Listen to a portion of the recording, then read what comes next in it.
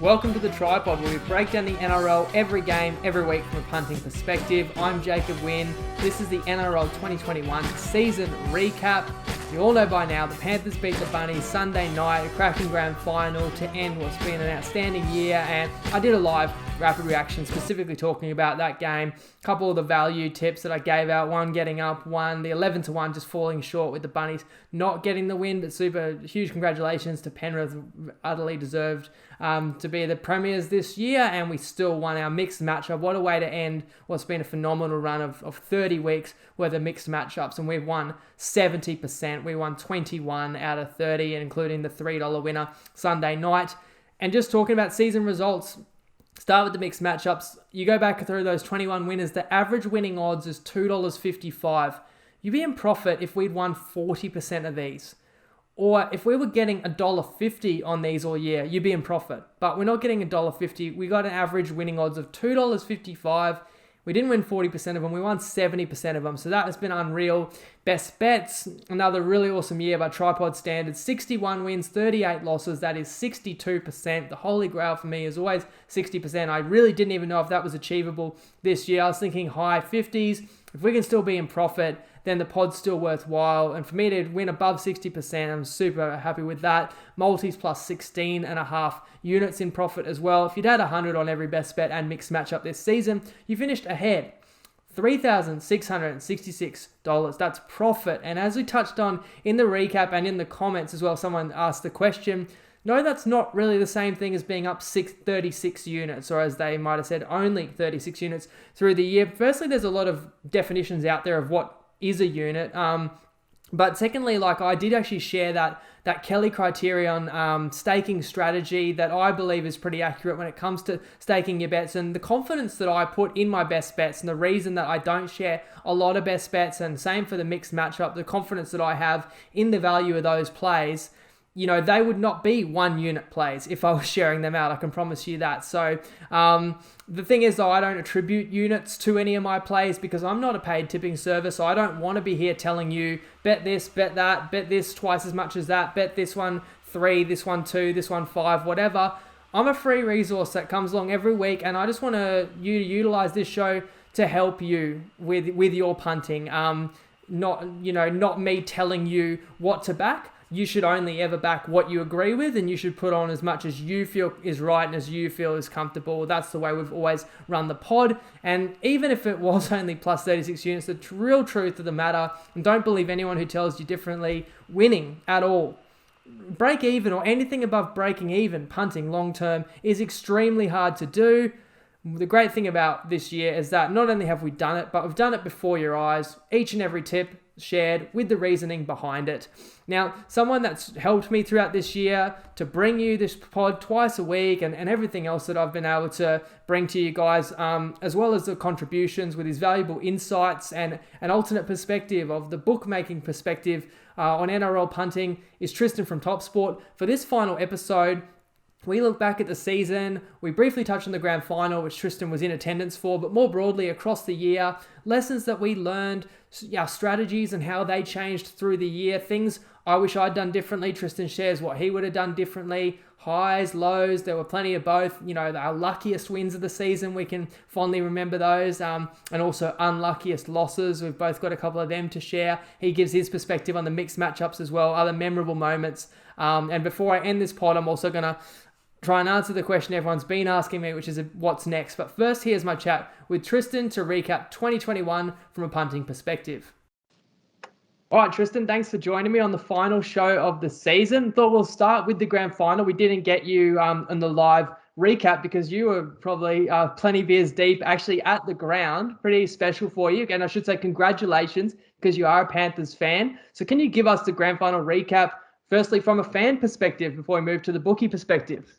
Yeah, no, well, I was very fortunate. Firstly, thanks for having us on. And I don't think I would have been, I'd be talking more dribble than what I normally do if I had got on Sunday night. So, yeah, it was a great atmosphere out there. Obviously awesome for the Suncorp to get a final. And it was a brilliant spectacle. They did a really good job. And I've been a Panthers fan for many a year. And I was very excited to be able to get up there and watch them salute and win the premiership. They did it the hard way too. I think they outscored their opponents through 4 weeks of finals, 42-40. It doesn't get much tighter than that. Obviously, losing in the first week of the finals, beating Parramatta by 2, Melbourne by 4, and then the Bunnies by that narrow margin of 2. So that was anybody's game right till the end. And there's obviously some people who are shattered, who are Bunnies fans, or even I felt pretty gutted at the end because I'd given out a Penrith halftime Bunnies full-time tip that I was really cheering hard, and they easily could have got it, but in the end, Penrith, super brave and very deserving after playing outstanding footy for 2 years. Really, what was the result like? That's your personal joy that you were there and to watch your team succeed. But what about the bookmaking perspective? How did you guys go just on the grand final weighted bets?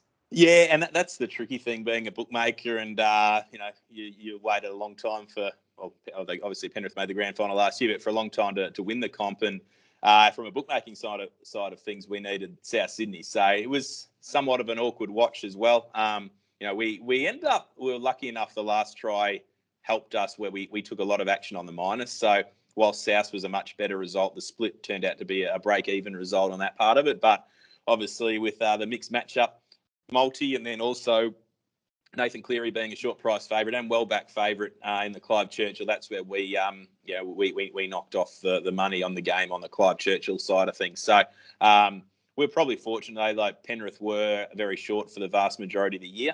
So the premiership book itself wasn't too bad. I think we're a little bit lucky with the way that Melbourne got in very short, in the last sort of 4 or 6 weeks, which really softened the blow, because all those three sides that were, the most realistic chances late were well backed at certain points. South were the best back side all pre-season. Penrith were well backed throughout the course of the year, and Melbourne late. So, I thought we might have been in an awkward spot there, but luckily we negotiated that part of it, or navigated that part of it okay. But the grand final itself was a losing result, but it was primarily down to the Clive Churchill winner, and Cody Walker was also an ordinary result. So from that point of view, if South had got the result, I think he would have been pretty short to win. But it's amazing, and it's something that's opened our eyes up over the last 12 months, how many exotic or child type markets that we're taking sizable bets on these days. And it's funny sitting there watching the game when you're not in front of the computer, and I can see all the different markets at home and not really know what you're cheering for as a bookmaker.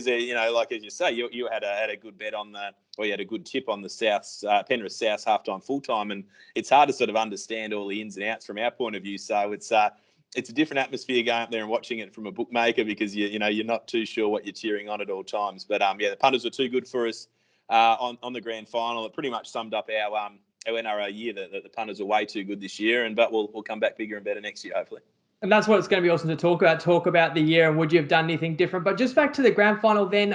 So if you were cheering against South Sydney, was that a deliberate position that you guys took, that you hung the price on Souths a little bit higher because you thought maybe Penrith was the slightly better side, or is it just the way the money came? And also, can you touch on the total? Was it one-way traffic with money for the unders? Because I saw it certainly dropped from where you guys opened and where everyone opened during the week to where it closed. Yeah, well, we were probably trying to lay the bunnies throughout the course of betting. There was also a lot of action on Penrith at various points throughout the week. So it was one of those things where it was a combination of both, a little bit of opinion and also trying to balance up the book somewhat as well. The total points was very heavily supported the unders way. It was, I think it opened at maybe 39 or 40.5, and it was one-way traffic into 36.5.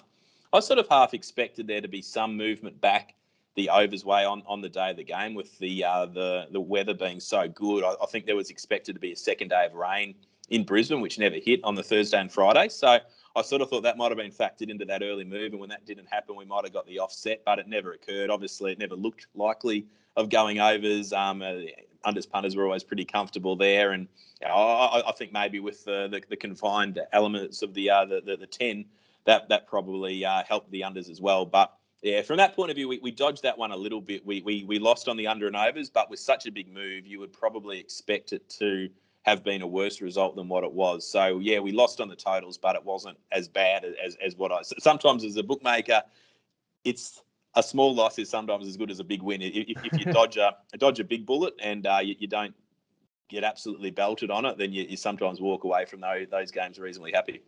And you also touched on the custom multis, which we appreciated that you spent many hours pricing up just about every request possible from the tripod group. And don't know if any come to mind for you that got up. I saw one of the most complicated, convoluted ones of all that it tied into the NFL got up at 40-1, and it involved both sets of Panthers and I think Tom Brady touchdowns and so many elements. Quite a few people were actually on it and then talking to me, how on earth do I hedge this? Because there's that many moving parts. But it did end up winning. There was an 80-1 that had a bunch of components and only lost because Souths had to win the second half. And in fact, the second half was a tie. So, I mean, even let's say that Reynolds conversion goes over, I think the 80-1 hits there as well. Is there any others that you recall, as well as a few of the lower odds ones? Like a good one that a lot of people got on was tries in the grand final to be less than the jersey number of the Clive Churchill medalist, and a few like that were very tasty as well. Yeah, well, there were a stack of different options, and it was a lot involved to price them all up. But I really enjoyed doing it, and it's good to be able to to put your thinking cap on and try and come up with a price. And I could tell the appreciation from the group. So there was certainly like very happy to do it, and we obviously did that for the NFL at the start of the season. There was a wide variety of different options, and you've touched on a couple there. I got to be brutally honest, I don't remember many of them on Sunday night because I had a look at the finalised screen and it was a blurred mess from my point of view. But the Monday game, with the Brady situation, was one that the guys in here were chatting about, and we actually the boys were talking about that because there were a lot of takers on that one at the 40-1. And they were saying we need Brady. From our perspective, we needed Brady to get more than three or more touchdowns to avoid the loss. And we actually had a really big position where we were going to have a good result on the Pats. So we were sort of saying, well, if he doesn't throw three, then we're probably a good chance of getting the result for the Patriots. And got double whammied in the end. So it was one of those things. But it was great to see so many people get involved. And I think that's the beauty of the tripod group, when someone puts up a selection and people justify their position and they get other people involved in it. Like I think that's something that we certainly have enjoyed being part of throughout the course of the year, and I think people being able to explain their their rationale behind things, and to see firsthand how many people jump on these sort of things and back their mates or their tripod family mates, their thought process. It's really good to see. Yeah, it is good to see. I almost feel like when people put their custom request in and they say, I'd like this, can I get 5-1? And I think it's a great bet because of this. And I think, whoa, don't share all your reasons why it's a great bet. Get Tristan to price it up first and then tell the rest of us why it's a great bet. But everyone does really appreciate it. We want to have this chat today to talk about like lessons learned and overall trends throughout the season. And I want to talk about what I could have done differently. And you can say the same from a bookie perspective, but also some moments through the year that stand out. So let's begin with, I think, a missed opportunity for me, the way I see it. We came into the year, you and I, we talked pre-season about how the NRL wanted more free-flowing footy. They made these subtle tweaks to the rule. They doubled down on the 6 again, which was introduced last year. It was going to mean more ball in play. It was going to mean more fatigue. It was going to mean faster ruck. Clearly, to me, the agenda was we want more points because it's more entertaining, so they thought. And we got that. We certainly got that. So missed opportunity for me, even though I did pretty well with best bets and tips I shared out. Like, I shouldn't have gone anywhere near any form of unders, or if I played a team total under, like you might be on the right side. But what we saw, so many games snowballed early in the year when one team got on top, that points have got run up so quickly. We saw totals in the first couple of months of the season were winning close to 70% to the over. And I think probably the same, if not a greater win percentage for the big favourites. Big favourites were covering unprecedentedly big lines. And me also, my experience punting, I've never found a lot of value in those big favourites. But by steering away from them and by steering away from overs early in the year, because they were a little bit higher than usual, I missed a lot of good opportunities to win when maybe I should have just bet on them. Now, what was your experience with that? Did you guys get hit very hard, or were you able to kind of see it coming and adapt your pricing accordingly? No, I completely agree with everything you've just touched on. So, full disclosure, we had our worst NRL season in our history. It was our worst NRL season by a long, long, long way. And probably the frustration from our point of view was that we actually could see, similar to yourself, we could see a lot of these trends. We could see that it was going to be higher. We could see that the favourites were potentially going to get on runs. But from a bookmaker's point of view, and it's ingrained into our traders, is to try to lay favourites, is to try to lay the minus. In most other seasons, if you constantly laid the minus or the big overs when things go past where they're expected to do, then you should be in front. But it was just a season like no other. It was a complete change in rules, and I probably feel we caught all of that fine. We caught all of it, and we were onto it early, but we probably didn't back our judgment, or we didn't back ourselves enough to go well in front of the market. We probably should have gone over and above where we moved, and we probably missed a trick in that, and we were sort of just that half step behind the 8 ball on all of those, and then when you could see the rule or the changes sort of slightly occurring again, we probably didn't back ourselves to get hard enough to the change in tactic as well. And as you say, those minuses were the ones that got us.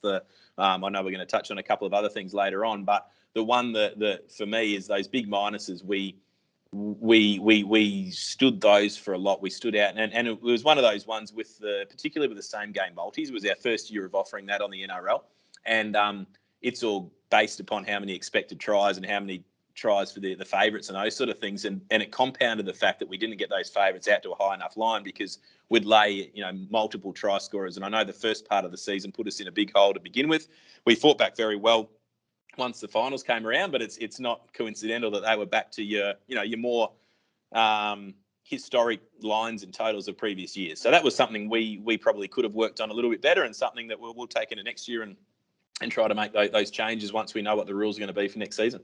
And the other thing is the fact that the totals were more so going over. The big favourites were more so covering the lines. That coincides with the general way the public likes to bet, right? That's what more people are backing. And especially then, I was going to ask you about same game multis. Like, I think a lot of general public, they look at the Storm are playing the Bulldogs this weekend. Look, the Storm are $1.10, $1.05 to win. Yep. So that's, no good for your average punter. But I'll find a bit of value because I'll pick 3 or 4 anytime try scorers. Yep. And those are really hard to win. But it did seem like in all these games where the favourites were running up scores and it was a bit of a free-for-all and there were so many players scoring tries that those square multis were actually winning probably even at a profitable rate, especially combined with the fact that the favourites were covering the big lines. So it's kind of, a tricky situation for you to be in because historically you don't want to make the lines higher than they should be. But I think we've touched on the subtlety of bookmaking before, so maybe I'll give an example. You can tell me if this is right or wrong, but if everyone across the board's got a total at 48.5, but you think it should be 54, you don't need to make the total 54 and allow everybody to middle it or arbor it or whatever. But when you say get a step ahead, you probably want to be at 50 or 50 and a half. At least then, in theory, you should be taking more unders bets because you're the top of the market on one side, whereas nobody should be backing overs with you because you've got the worst offering compared to your competitors. Is that how you try and manage it? Yeah, you're exactly right there. And I guess, that's what I mean, probably the slight frustration from our point of view is because we felt at certain points you were on the right side of it. So in that exact scenario where the market's 48.5 and we might have it at 54, we might have actually gone 50 and we might have been ahead of the market at one point. But then, without trying to blow our trumpet, like I feel the market does respect our moves, and then the market might catch up to us and get the line to 50. And we probably then, if we still had it at 54, there's probably merit in us getting to 51.5 or to 52. But we probably held our position at that 50 once the market had got to that point. So it's just trying to be aware and trying to make those moves in advance and trying to, rather than be reactive, be proactive to those sort of things. And we were to a certain extent. I just think we probably could have gone again. And that was the thing that we learned from next year. I think we've got a really good team. We've got a team that really understands the market and we can use that information. We probably just need to back ourselves in that little bit more and get ourselves to the most efficient point a lot quicker. And that's something to take away. And the way you critically analyse your own performance throughout the course of the year is a great thing for all punters to do. You're looking at ways to improve. No matter if you have the best season you've ever had on a specific code, you can always do something better. And that's from our point of view. We'll go away in the off season. We'll work on things to try to preempt these moves a bit quicker, back our own judgment, and say, look, we got it right this year, but we just need to turn up the dial a little bit. Yeah, I 100% agree with that. I put a summary of the last 7 years of Tripod's results, and we've consistently done really well. But it's not like we've stayed at the same level. I think you have to get better every year because the people you're trying to beat, like yourself, the bookies are getting better as well. The marketplace is getting sharper. So everybody's getting a little bit more knowledgeable about what has worked in the past or what worked well that season. So you can't just rest on your laurels. You always got to look for more edges. And then the funny thing is, my second bit of like self-critique would be, and we touched on this, so sorry, going back to that trend of point scoring, it really culminated with the crackdown on head highs around Magic Round, because then a new spanner was thrown into the works where now you were getting sin bins and send-offs potentially, and obviously that could magnify scoring as well and magnify fatigue. And so yeah, it was record amounts of points in games through Magic Round. But then there was a trend back the other way. The pendulum swung towards the end of the year. I don't know if the NRL decided like subtly to tell the referees to maybe be a little bit more lenient if it was getting out of hand, but totals started dropping. I think the ruck got a little bit, I guess, tighter in terms of the freedom that the players got, or I should say the referees were a little bit looser in their adjudication, so not as many six agains. Therefore, a little more underdogs kept more games close. Even teams that should have been totally outmatched, in my view, were keeping games a bit closer because they just weren't as open. And so I think that led to a bad run of best bet form that I had from, say, round 22 to 24, where I should have probably understood that and recognized that. And I think I stayed off a few big underdogs towards the end of the year because to me it just didn't make sense playing big underdogs with the big points when they can so easily get trampled. But at the end of the year, they weren't. And I backed some big gun sides like your Melbournes, like your Panthers, and I laid points in games, but they actually didn't run their opponents off the park. Did you kind of notice that trend and that phenomena towards the end of the year? Yeah, and as you say, it's counterintuitive because you expect when these teams are out of the finals race, that they're probably going to let up points, but they didn't, and it almost felt like the six agains changed subtly as well, and there was a lot more six agains on the first tackle, and there weren't. So it felt like there was a slightly different way of the referees adjudicating, as you say. So Melbourne for us were a side we just couldn't quite catch. We missed them early in the year, and then, as you say, late in the year they weren't covering the lines after they'd been so prolific in doing so. So it was. I certainly agree with everything you've said there, and it's just it's almost like it happened in, as you say, round 22 to round 24. You struggled a little bit. It's almost like in round 22 you thought, oh, it's just it's going to go back to normal next week, and it's going to go back to normal, and it didn't. And that was just being that, from our point of view, that half step behind things for the year at various points. And I think when you can see that tangible difference, when you can see after Magic Round the adjudication had changed, and I guess one of the things that we probably we probably needed to look at as well was with the sin bins. I sort of felt that there's probably a good chance the variance might even help the underdogs come into the side. But yeah, sure.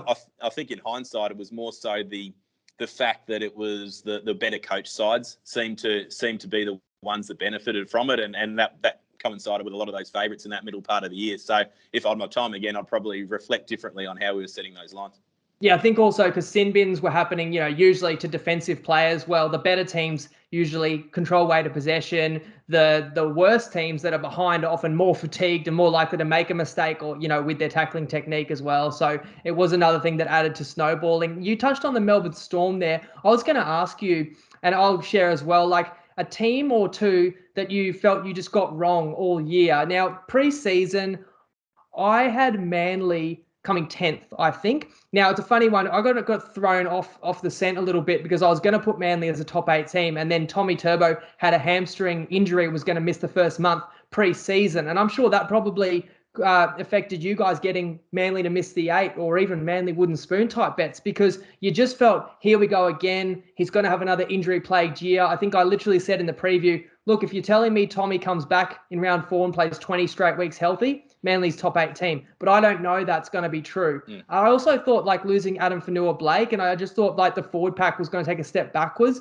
That turned out to be wrong as well. A lot of these young gun forwards, Olakau'atu, Josh Schuster, really stepped up, and they had a really formidable forward pack. And then Tom Trbojevic came out and played one of the greatest individual seasons we've ever seen. Manly finishes top 4. Although at least I was wrong pre-season, but at least I was kind of on to Manly a bit when he came back in him. I remember backing Manly against the Gold Coast in Tommy's return game. And the Gold Coast was a 7-point favourite, and people were saying that Manly's going to steamroll them, and Manly won the game, something like 36-6. A couple of other teams I probably got wrong. Dragons, Cowboys early in the year, I didn't think much of them, but they were covering their fair share of games. In fact, Dragons had performed above expectation all year, right up until that barbecue, which we can touch on as well. But do any teams spring to mind that you just never felt you could pin down, or was there certain teams that you found were getting targeted, whether you had them too high or too low? Bets were always coming in a certain side?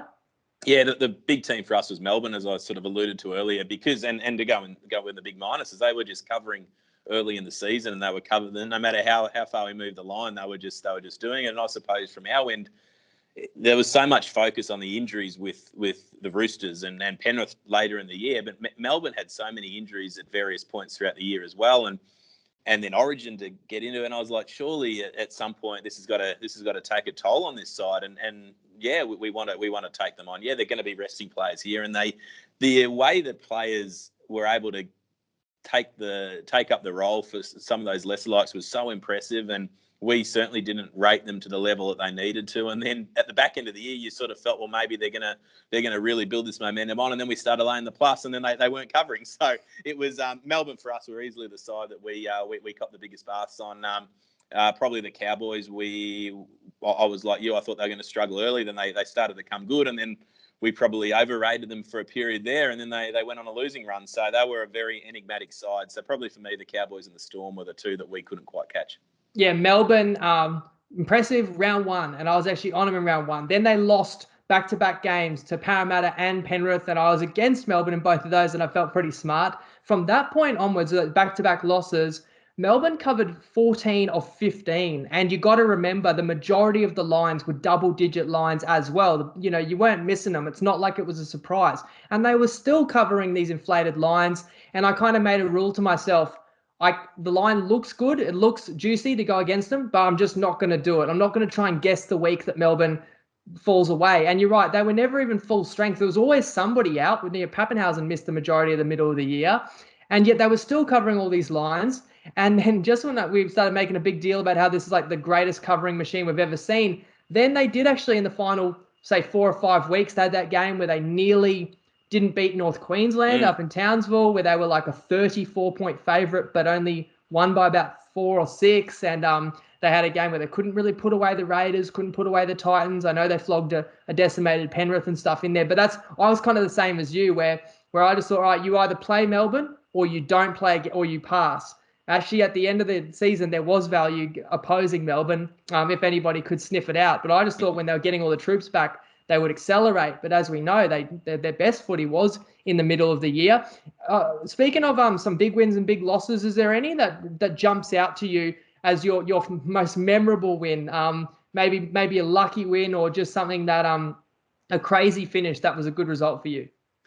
Yeah, probably the one that stands out in my mind was we were really heavily against the Titans, against South in the middle of the year. I think it was around about 7 or so, and all the money was for the Titans plus 6.5, and we were heavily committed that way. And I remember I was actually off to a Bucks party, and I got in the car, and it was 24-10 to the Titans at half time, and I thought, Fafita hat-trick first half. Yeah, I thought it was done and dusted. I thought we had no chance of getting out of trouble there. And then South obviously made the big comeback, and a couple of late penalty goals got us over the line. So that was one that moved, and we had a couple of awkward spots. So that was probably our luckiest result, and a bit of luck there. The best result, I reckon, was the Panthers Storm prelim final. That was one of our best results. The Panthers Souths game in week 1. I've never seen a week where so many multis were just pinned together into all the favourites. And I thought we were going to get them rolled when the Titans looked like beating the Roosters. In the game earlier that day, and then they missed, and I thought, we've missed the opportunity there. And then for the Panthers were also very heavily backed at the minus in that game, and it was a low-scoring match, so the same game multis fell over. So that one was our best result, and they were the two most memorable games for me. I guess Penrith, everyone thought they were going to beat South. A lot of people wrote South off. We've spoken about that, like especially losing Latrell. And Penrith was probably paying like $1.20, $1.25, probably just enough to be seen as value to throw into multis, where I don't know, I think you had a good result the week that Parramatta upset Storm as well. But Yes. sometimes when a team is a super short favourite, they're almost so short that people don't back them. So if they get upset, you might not get that great result.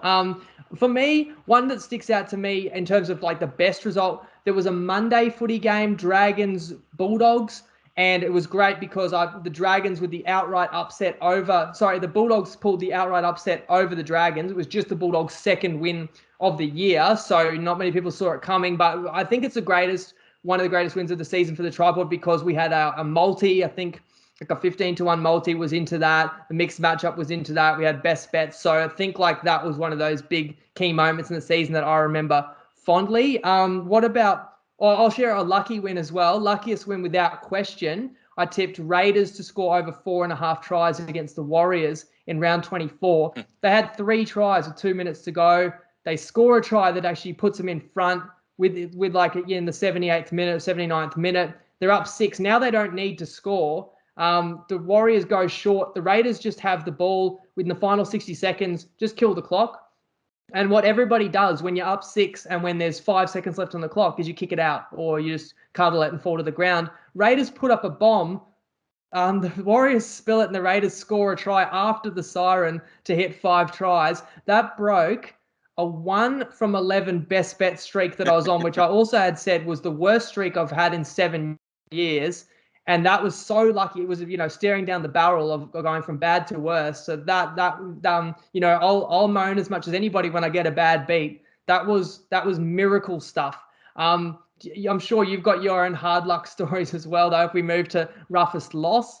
And I'm guessing for a bookie's perspective, the worst losses might be where it lands on a specific number that falls where both sides of people who've bet both sides of a match end up winners.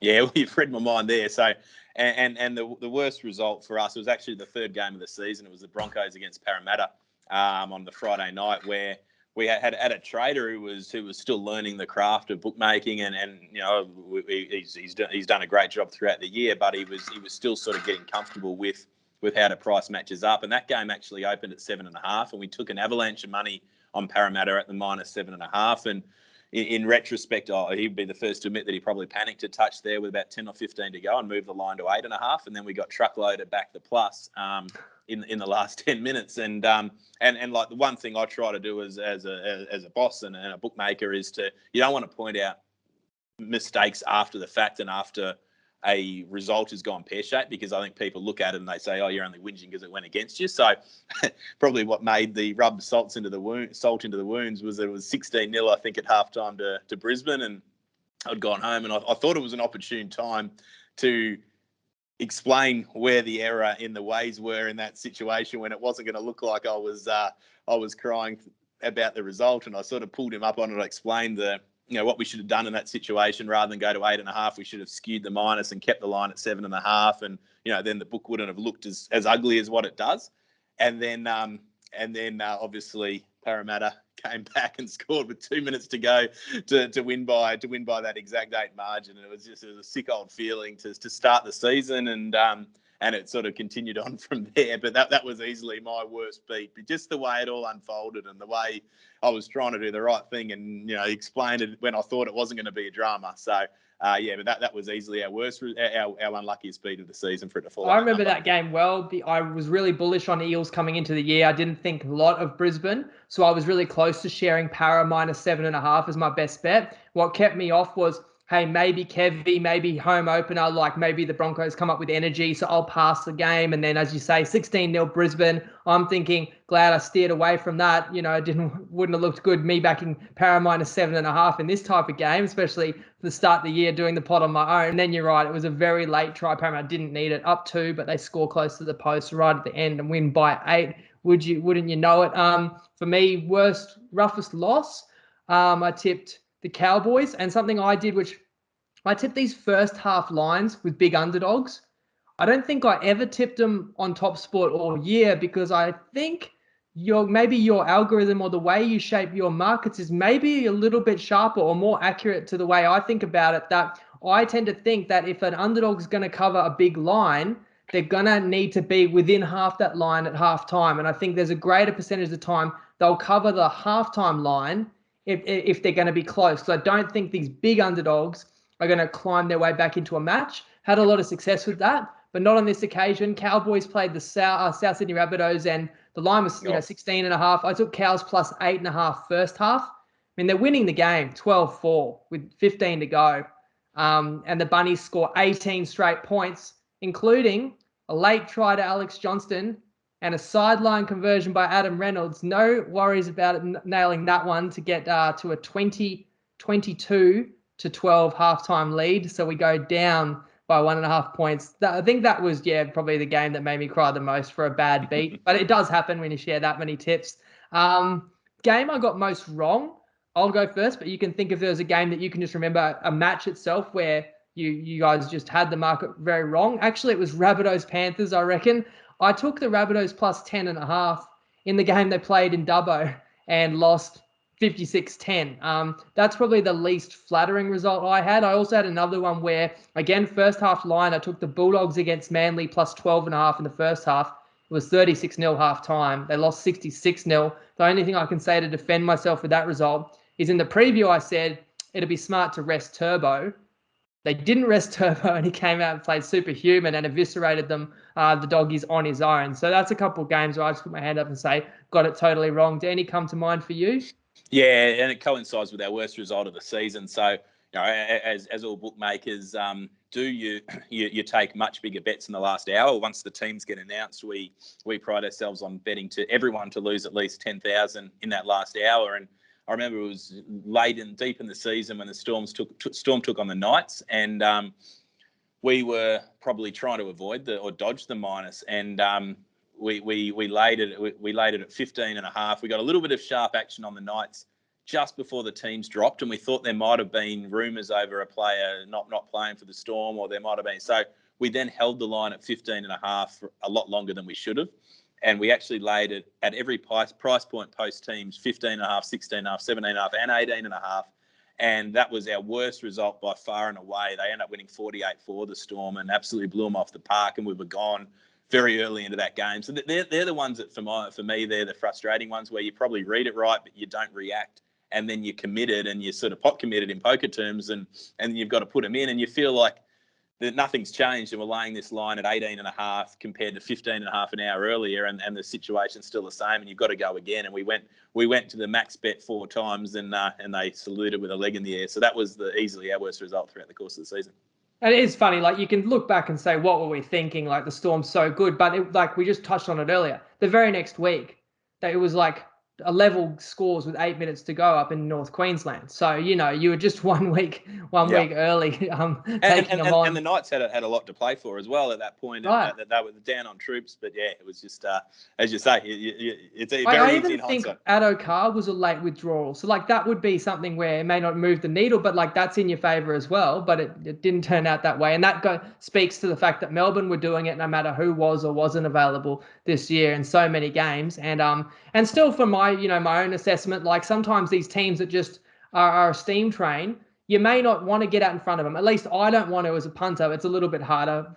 As a bookie, you've got to, take a position every game. I can say I'm staying out of this one. So that's the challenge for you guys is you got to take bets every single game. Some bets you took that a lot of the people watching, listening, are really glad you did, of course, was the mixed matchups, which didn't actually get off to a great start. In fact, 3 of the first 4 losses were ties, where we made it pretty clear, part of the reason the punters can get that extra bit of value is we need one team to outscore the other. And then I was kicking myself, when we came up with this concept pre-season, I should have maybe, negotiated that it can be a push or a half win or something like that. You always like to, in retrospect, change it. But another highlight for me is then after, I think, 2 losses, 2 wins, 2 losses, somewhere, towards the middle of the year, we won 13 of 14. It must have felt pretty, unrelenting. What was your mixed matchup experience for 2021? Yeah, no, as you say, it started a bit rocky, and yeah, they were tight games. But like when you're backing something at around evens, or they're up to 350, some of those prices, you're not expecting to win every week. Like a 50-50 record's probably what you would expect, and what we were sort of expecting. And then to get on that run was just something I haven't seen before. And a lot of them were covering with ease. They were very well thought out. They were, they were just belting the market. It was too good. It was, and And what do? You sit there, and the amount of people that got involved throughout the season, there was more and more people riding that momentum, which was great to see, because sometimes you see that where people jump on after you might have won 4 in a row or so, and then it's very, it's likely that there has to be a little dip, and it just never came. So, it was one of those ones where it was never a fun experience from the traders' point of view, because they were just saluting unrelentingly. But put your hand up like that. That's something as Topsport we're very happy taking on all punters. We're proud. That's our reputation. We took the bet, and we congratulate you. There's no sour grapes at our end. They were well thought out. They were very smart plays, and well done to yourself, and well done to everyone sort of jumping in, and great to see the credit passed back to you throughout the year. It was some of those comments early. I felt a bit for you when you were doing everything you can, and they were just going down, and some punters were not weren't on board. But you can sort of see how quickly it turned around, and now everyone understands that, and it's well done to you and everyone jumping on. Yeah, thank you. I was nervous actually, because it's like, we've got a new sponsor, major sponsor, Topsport. Oh, and they're creating a market for us. Okay.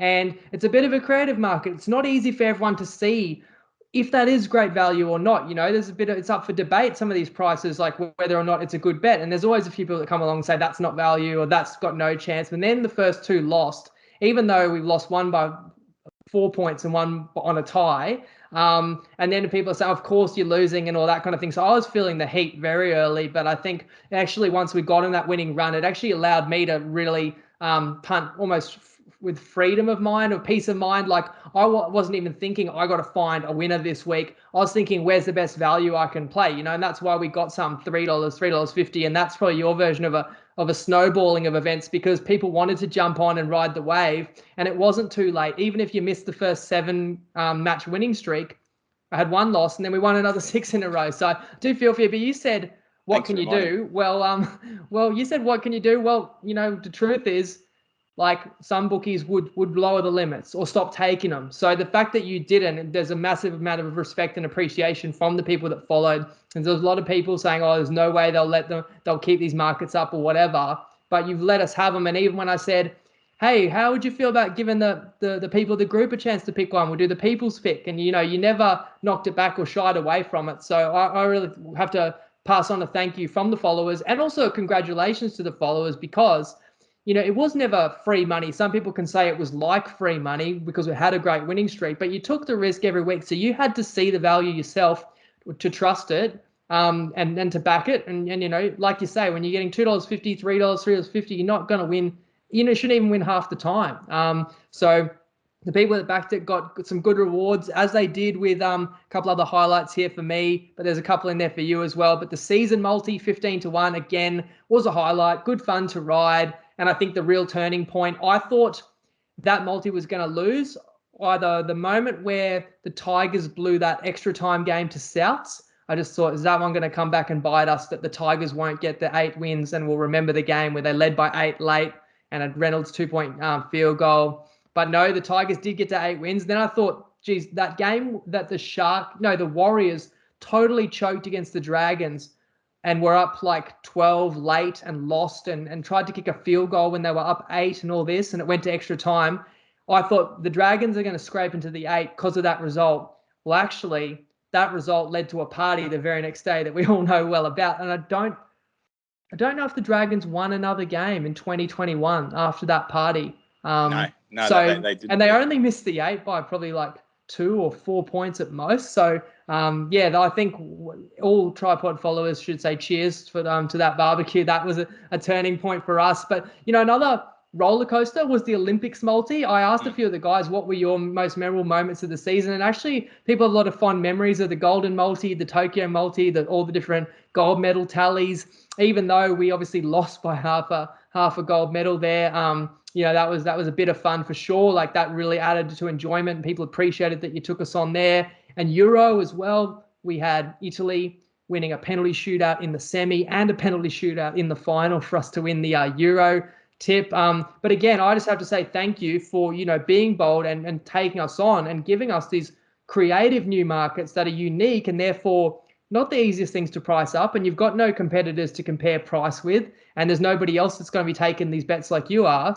And you took everybody who wanted to crack, you took them on all year. And like, you know, you were cheersing your Asahis after Japan got their 28th gold medal, but you copped it a couple of times with the NRL one and the Euro one as well. So we really appreciated those type of markets too.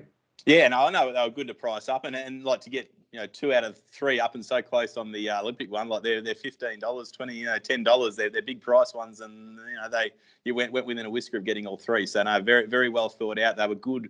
They were good interest pieces for people to have an interest throughout all of those competitions or seasons or whatever the story was, and yeah, it was good to be a part of, and but yeah, the punter's way too good for us. You're way too good for us. But it certainly kept an interest and kept a lot of banter up throughout the group through all of those. And I think, as you say, that barbecue proved very very costly from our point of view. And who would have thought? I was on the opposite side of you. I was very happy after the Dragons came back from behind to win that game against the Warriors, and obviously that turned out to be probably fool's gold in the end. But yeah, Ben Hunt going down was so key to that. He was so good when he was playing, and they looked a different side when he wasn't there, even midway through the year. So, but then the Tigers only just fell over, and they obviously got a little bit of a break with a couple of those games where they played Penrith, which you obviously would have factored in without their Origin stars and these sort of things. And I'm sure they wouldn't have won some of those games with our full strength and to fall over by half a point. They were the things that we look back on as well. That's right. Like they needed over 7.5 wins. They got 8. It did look like it could come down to the final game of the season, which was Tigers Bulldogs. Thank goodness it didn't, because the Tigers lost 38-0 or something. So and they started favourites in that game. So I'm glad we didn't need to win. You'd paid it out 2 weeks earlier, in fact. So we didn't actually sweat too hard in the end for a bet that didn't even look too likely halfway through the year. It was great fun. A lot of people had fun, and pressure's going to be on if I come back next year to come up with something that can match that. Speaking of next year, I'm going to talk a little bit more about future plans at the end of this pod, but I have to say to you as well, I do really appreciate, despite the fact and the licks that you've taken off some of the punters this year, the people that have been joining the Topsport through Tripod, been backing a lot of these markets, and and I've really done very well, that you've said to me, like, you're still keen, if I'm bringing, anything back in the future, that you're still keen to be part of it. So I want to just say that as well. So if I don't come back, it's not because Topsport pulled the pin on me. You've been really supportive, but also to thank you once again. Obviously sponsoring the show, that's made it possible. So, I appreciate that. So do the people that tune in. All those markets that you put up and that you've allowed me to be creative with. Going back all the way to Wide World of Punting, those Wide World Bet of the Weeks, and then all the custom ones we talked about, and the custom ones, not just my requests, but the ones that the followers have requested that you've priced up, which you did for NRL, and a bunch of juicy ones, one there you've just recently done for NFL, the grand final that we've kind of touched on. But the other big thing as well that I've had feedback passed on to me that I want to share to you as well is just your insights that you've shared to us all every week in the game, in the round previews, in the round recaps, being really generous with your knowledge and time to contribute. And people have really appreciated your input for that this year. So massive thank you to you and Topsport for everything in 2021. No, well, we enjoyed being part of it, and we're racing and sport nuts as ourselves at Topsport here. So like I love everything the group stands for. It's entirely up to you what happens next year. Obviously, you got a lot of things to weigh up, and if it happens, we'd be very happy to be part of it. I love sharing my insights. I'm glad people do appreciate it and do take whatever value or whatever information I can pass on. I'm glad they find that valuable, because I've been in the game for a while, and we have a different side of the fence to what a lot of people see. A lot of people see bookmaking as a smoke and mirrors type job, but the reality is it's you can explain it, and you can explain what our thought process is, and we're not giving away any secrets. It's pretty logical once you actually can justify or explain your certain points of view. And at the end of the day, we're just punters ourselves. We're trying to set a market where we think it's 50-50 a line. Don't always get it right, and it's like punting. You get it right as many times you get it wrong, and you've got to learn from your mistakes, as we've touched on today. So really proud to be involved with the group, and if it happens again next year, we'll be keen to be involved. If it doesn't, I'm sure there'll be the people are always welcome. If they want to send us an email or ask us a question, I'm always happy to give our input on something. Thanks again to Tristan. I had a couple other points to make, but just general, pod things. To be totally honest with you, another low of the 2021 NRL season was not great returns on multis. I talked at the start, plus 16.5 units multi-profit It is good. I'm happy with that. But when you consider that's built in the 15 to 1, that one, which obviously is 14 units of profit right there, then you're really talking about how we just treaded water this season with multis. There's a few reasons for that. I mean, part of it, I do believe, maybe a little bit of bad luck. I mean, go back to the last NFL season. I went 57% on best bets, but multis were up over 60 units. So obviously to win a multi, everything needs to align. Like throughout a year, not every tip's going to win, but in a multi, every tip needs to win. So it just comes down to, in any given week, do a number of the tips all win, and, within that multi, depending on what markets you select. Because this year we won 62% on best bets. But as I say, I didn't share as many multis, so that's probably comes into it, and that's just due to my time and resources constraints. I didn't have, there's only one of me running the pod this year, so I couldn't do everything that we'd done in the past, and I dare say maybe left a few opportunities slip on the table there, so that could have been a lot better. But again, multis are so highly variable, that's just the way it goes. Another high for season 2021 has been unearthing some more gun tipsters, and I'm not going to name names, but several people who know who they are, and I think you guys who follow the group and follow the app know who these guys are that put in the work every single week. A lot of people reach out to me and say, I want to be on your pod, or I know a lot about picking winners in NRL or any sport. And I say the same thing to anyone. Anybody is welcome to contribute, but I invite you to join the Tripod group and share your insights. If you are good at it, or if you can do it better than somebody else, then you're more than welcome to come and share what you know. It's a collaborative group, and everybody's here to help each other, so everyone's more than welcome. And often about 90% of people who reach out, they don't take that offer up, but so the few guys that do, we really appreciate the work that they've put in, and there are some really sharp minds and people who are generous with their time and with their energy and with their knowledge, sharing to help other people in the group. Is certainly not all me. You want to know my plans for summer in 2022, and unfortunately the plan right now is there is no plan. I am really going to try and take a break as much as I can, as much as I still will be adminning the group and still trying to run everything, and still supporting the people that are going to try and fill the void with some content and with some tips. I'm at least going to try and take a break from tipping, so not sharing the tips and not feeling the heat and not having the pressure of, because I've never cheat you guys, and anytime I give a tip, there's always a lot of work that goes into it. So NFL, if I was to be tipping NFL this season, there's 16 games every week that I need to be doing hours and hours of research and handicapping before I can even distill that down to share tips. So I'm kind of taking a bit of that off my plate. My plans have kind of been thrown into a little bit of turmoil. This is the biggest upset of the year, but I was actually supposed to be getting married next week, and now that's actually, the wedding's been cancelled, luckily only because of COVID. But I've got to kind of reevaluate. We got to figure that part out. But regardless, I'm still going to take a little break. In terms of the volume of content and things that I do with Tripod for now, and you guys will be the first to know. I'm going to, hopefully with that time away, will allow me to weigh up everything and see what I can, what's feasible in the future in terms of doing anything else. But I have to give a shout out specifically to a couple of guys, Jeff Craner and Dan Lever, and these are guys who have been admins for the Tripod for years, and their help of, I've never needed help more than I needed this year as well. It just wouldn't have been possible. And I did a big thank you post in the group as well to thank, lots of people for making the season what it is. And another person I got to give a shout out to is Alexi, because he still supported me behind the scenes, and we can't forget the amazing 6 years we had before this 7th year. And all the work that Alex put in with me for the previous 6 years is why the pod is here today. It's probably why you found us. So many less people would have ever found us if we hadn't grown to the size and get the number of people, watching or listening each week that we do, that we can help. So there's still a big shout out to Alexi, and he's still going well. And I left the door ajar for him. I talked to him about, how are you feeling? Are you enjoying? Do you feel you made the right decision? And, pod followers might not be happy to hear this, but I was happy to hear Alex say he's really happy where he's at, and he said it's like a dream job, and he's gone really well. And I'm glad that starting the pod 7 years ago has allowed Alex on a pathway to use his knowledge and get into a career path that he's really enjoying. And and no complaints from me either. I'll start there by saying thank you to everybody who supported for the last 7 years. I really appreciate it, because that's given me this opportunity that I get to come along every week, share my thoughts, something I'm extremely passionate about.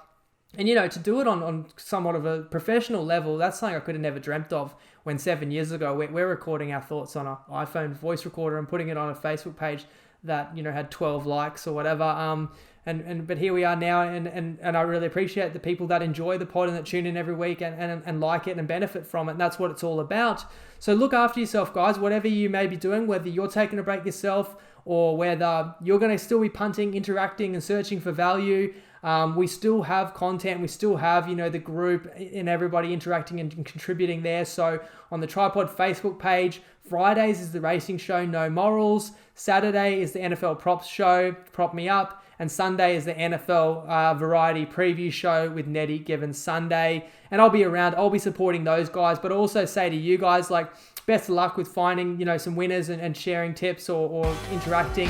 All I can say is, you know, please be supportive to all those other guys that do share the tips in the group, on the app or on the page. It's not easy to do, as I said before. So just please be respectful, be encouraging to those guys like you are to me. As always, gamble responsibly and Lego.